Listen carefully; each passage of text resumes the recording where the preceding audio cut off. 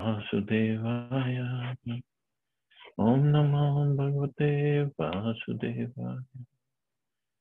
Narayanam Namaskritya Naram Chaiva Narottamam Devim Saraswatim Vyasam Tato Jayam Udhiriyet Nashtaprayeshu Bhadreshu Nityam Bhagavata Sevaya Bhagavati Uttam Shloke Bhaktir Bhavati Naishtiki.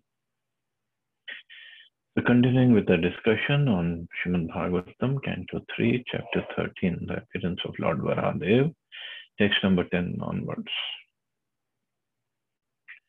Etavattyatma Jarvira Karya hi apchitir guru Shaktya Pramatter Griyeta Sadharam Gatmatsare.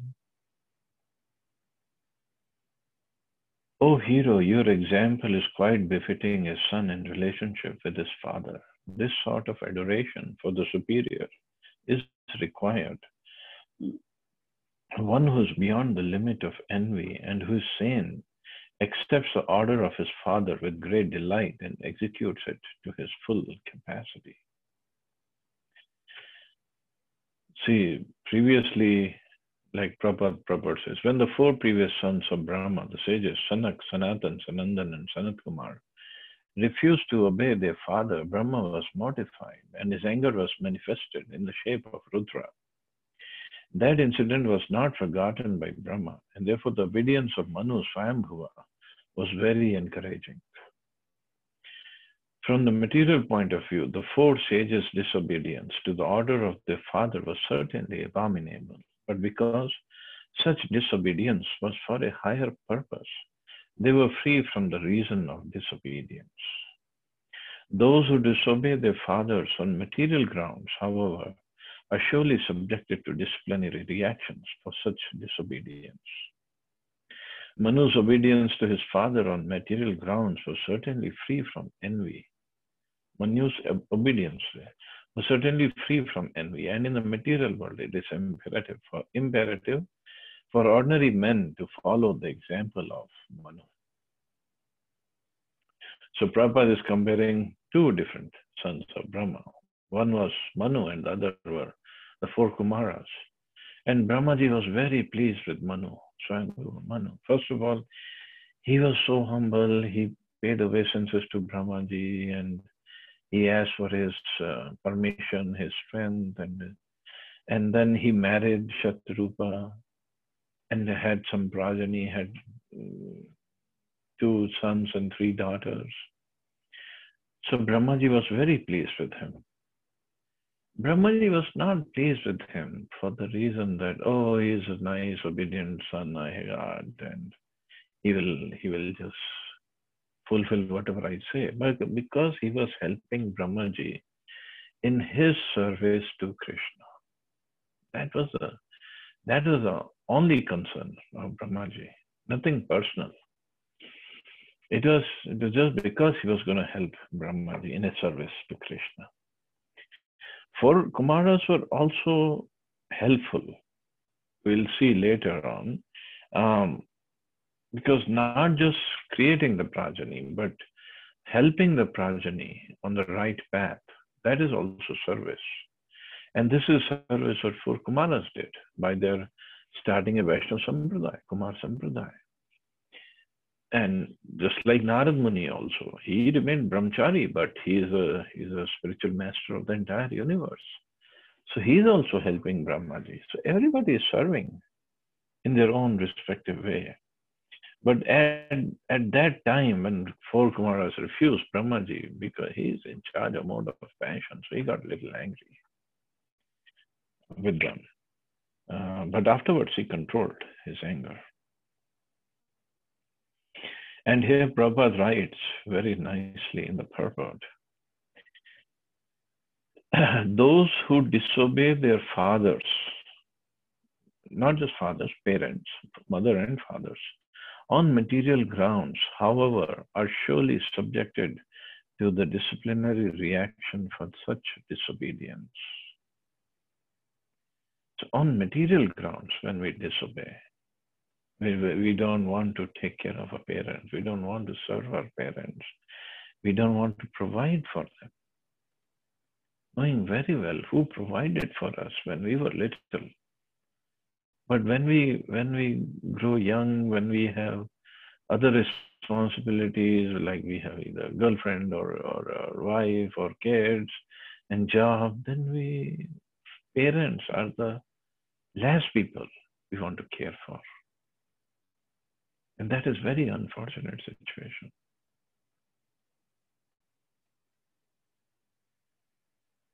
They have provided so much for us. For most of us are from middle class families. Maybe all of us are from middle class. And we can see how much they struggled in their lives to provide wonderful education, wonderful facilities for us. Yesterday or day before, Shina Mataji was saying, earlier we used to have 3, 5, 8 kids in the family, and they all used to get nicely educated, and there was no, although the income wasn't that much, but still everybody was looked after very nicely. But now we have double income, husband, wife, both are working, but they cannot keep the parents. That is really sad situation. We cannot provide for the parents. So there's certainly there'll be reaction. Even if we, sometimes I have seen that also in my life. People say, oh, I have to do my bhakti and chanting and this and that, so I'm not going to look after or even care for my parents who are karmis, who are not into bhakti, parents or in-laws. This is nonsense, complete nonsense. Where is this philosophy coming from? Parents might not be doing bhakti right now, but they have done plenty of bhakti in the previous lives. That's why we are on the path of this devotion service. We get our sanskaras, and there is a reason we are born in this family.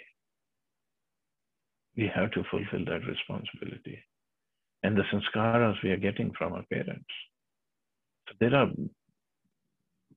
plenty of connections. But it's just devotees try to find excuses. That's all it is. Some excuse or something. Not take care of the responsibility. And when we do that, we definitely get the reaction, big time reactions.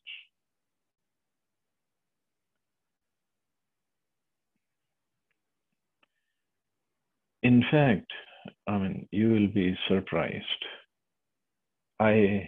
My friend's wife here works in a hospital, and they take care of old age people.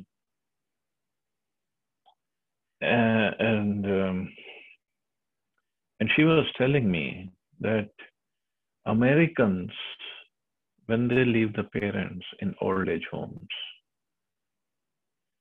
they make sure, both husband and wife, they make sure they come regularly, if not weekly, at least bi-weekly. They would come, meet their parents, meet their elders, bring gifts for them, clothes or whatever, food, if that is what okay with the doctors, or anything the parents like. Americans go extra mile, but it just, they cannot keep the parents at home because of whatever reasons, different reasons. Mostly both the husband and wives are working, so there won't be anybody at home to look after the parents.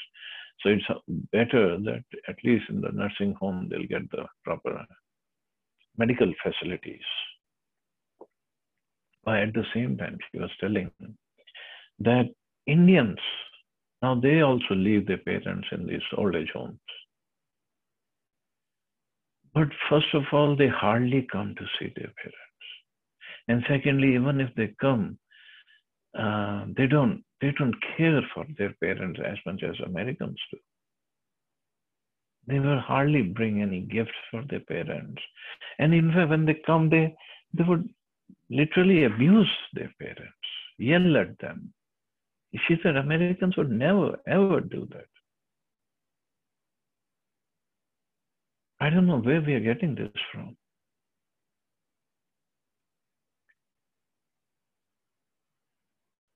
And in old age, obviously, the old people, they have different requirements and their basic requirement. Just like the other day, I posted this video. Maybe not on this group, other groups I posted. The only requirement they have is some attention, somebody to talk to, their children that they want to talk to.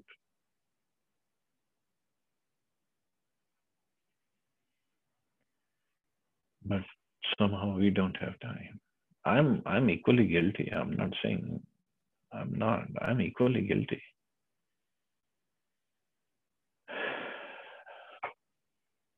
But see, Prabhupada is clearly writing here. I don't know where we get this from, that, oh, they're karmi and they're this and they're that. We don't have to talk to them. We don't have to look after them. I don't know which scripture we are reading. Text 11. Sattvamasyam patyani sadrishyani atmano gune utpadya shasa dharmena gam yagya purusham yaja. Since you are my very obedient son, I ask you to beget children qualified like yourself in the womb of your wife. Rule the world in pursuance of the principles of devotion service unto the Supreme Personality of Godhead, and thus worship the Lord by performances of yajna. The purpose of the material creation by Brahma is clearly described herein.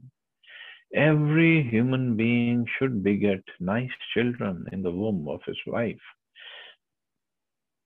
as a sacrifice for the purpose of worshipping the Supreme Personality of Godhead in devotion service. In fact, this is the purpose of entering a Grihastha life. Otherwise, one should remain a Brahmachari or Brahmacharini. They don't need to enter Grihastha life. If they cannot produce children, produce nice, Krishna-conscious children. But just like the parents are a burden, children are also a burden these days. Because if children are there, then how am I going to chant my rounds, and how am I going to go and run around and do yatras and attend this katha or that katha? I don't know. Again, what is the purpose of attending yatras and kathas and lectures and darshans and this and that? Purpose is to get some service mood, not the enjoying mood. We cannot listen to katha as a matter of enjoyment. Enjoyment means it's also subtle sense gratification. When we just go katha, kirtan, yatras, and no service afterwards, then it's nothing but subtle sense gratification. What happened? I just gratified myself spiritually. That's all.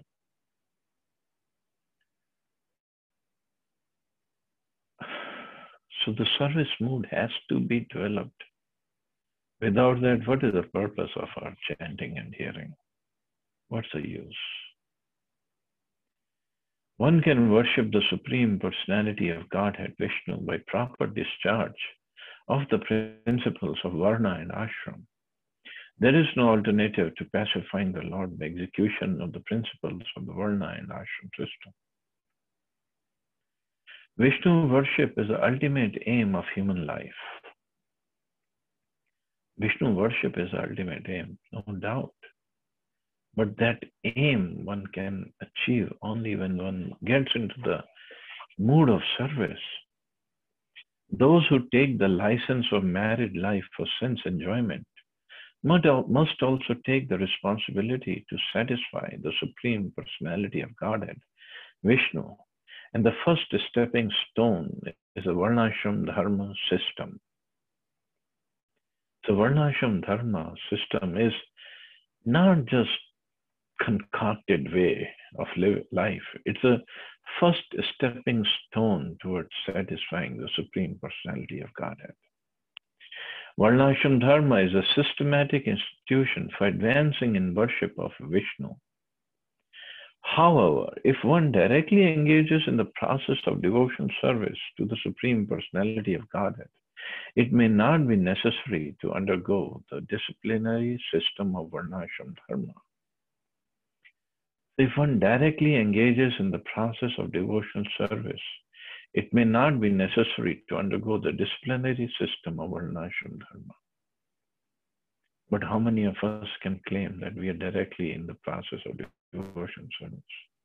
So better follow the process of Varnashram Dharma, and that understanding we are not beyond it. And secondly, even if one is beyond it, he still follows it to set an example for others to follow.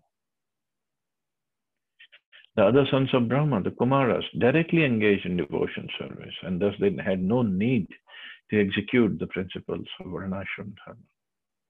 But Manu and further on, descendants of Manu, they had to follow, and they followed it perfectly. So Varnashram Dharma system is beautifully arranged. So there are responsibilities, duties of every person in every Varna and ashram is given. But there is no duty of the ladies as such mentioned in Varnashram system. So the duty of ladies, first of all, their Varna and ashram is whatever their husband's Varna and ashram is. Before marriage, whatever the father's Varna and ashram, and after marriage, whatever the husband's Varna and ashram. That's what they have. And secondly, the duty of ladies is basically, this is something, somehow, it's a design of Krishna. And it's wonderful design. There cannot be anything lacking in Krishna's creation. The duty of ladies is to keep the family together. The nurturing, the loving, the caring that can come from ladies cannot come from anybody else. Men just don't have those kind of genes. That kind of nature is not there in men. And too bad the movements these days, or the agitation for equal rights. Equal rights in terms of, yes, they both are spiritual souls. They have equal rights. They should have equal rights. But equal rights in terms of some other equality, that is not proper. In the sense, there should not be any exploitation based on men being physically more powerful and they exploit the ladies, or men having some more money or social power, they can exploit the ladies. That is complete nonsense. That should not happen. Again, if somebody does that, he has plenty of reactions coming on his way. It's like somebody doesn't look after his parents, somebody doesn't look after his children properly. Why not? For the spouse also, whether it is wife or husband. So one has to understand what is one's duty. And the basic duty is to look after each other, the responsibilities that Krishna has given us. To look after each other in such a way that all of us can make advancement on the path of bhakti. Husband should look after wife and kids and parents. Wife should look after husband and kids and the parents. Kids, when they're young, obviously they don't have any duties, but when they grow a little older, they should act, they should behave in such a way like Manu is behaving towards Brahmaji with full respect. And they should also help their parents. So parents can also grow in Krishna consciousness. So when this thing happens, one can say, oh, that is an ideal situation. Yes, it's an ideal situation. Realistically, it might be different in different houses. That is possible. But as far as possible, even if the husband or wife, one's husband or one's wife is not favorable, not creating a favorable atmosphere at home so that one may progress, but then one has every right to pray more, pray fervently to Krishna. Please help me. Please help my husband or wife. Please help my home atmosphere to be conducive. It's not that when we perform our devotional services, practices in a very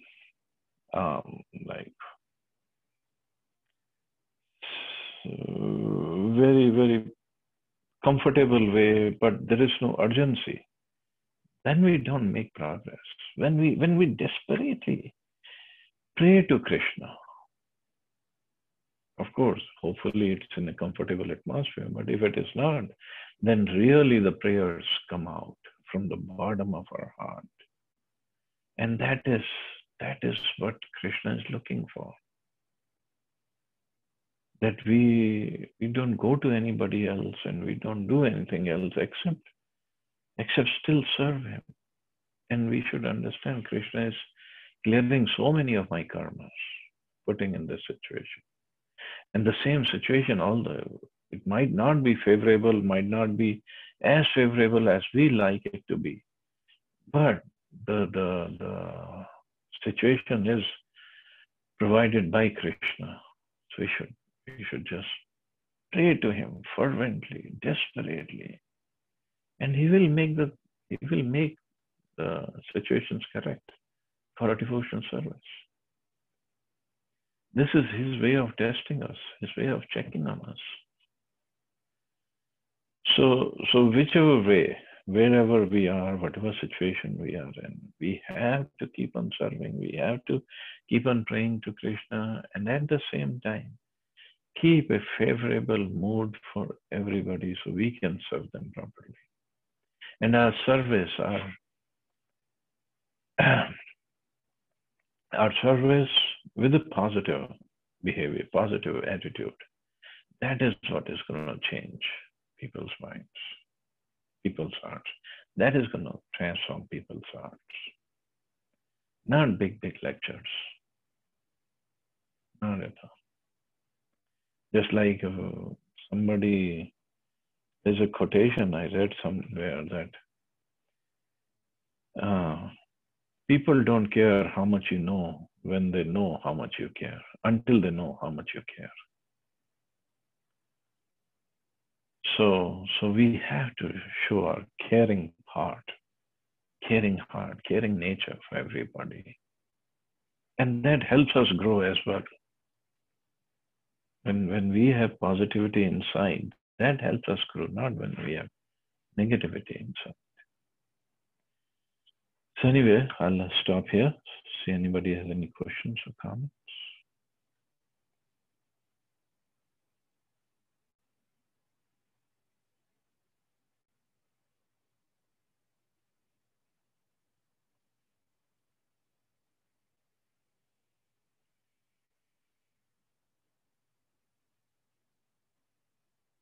Thank you so much, Prabhuji, for the beautiful class. Thank you so much. Thank you, Manta. Thank you. Hare Krishna. Hare Krishna.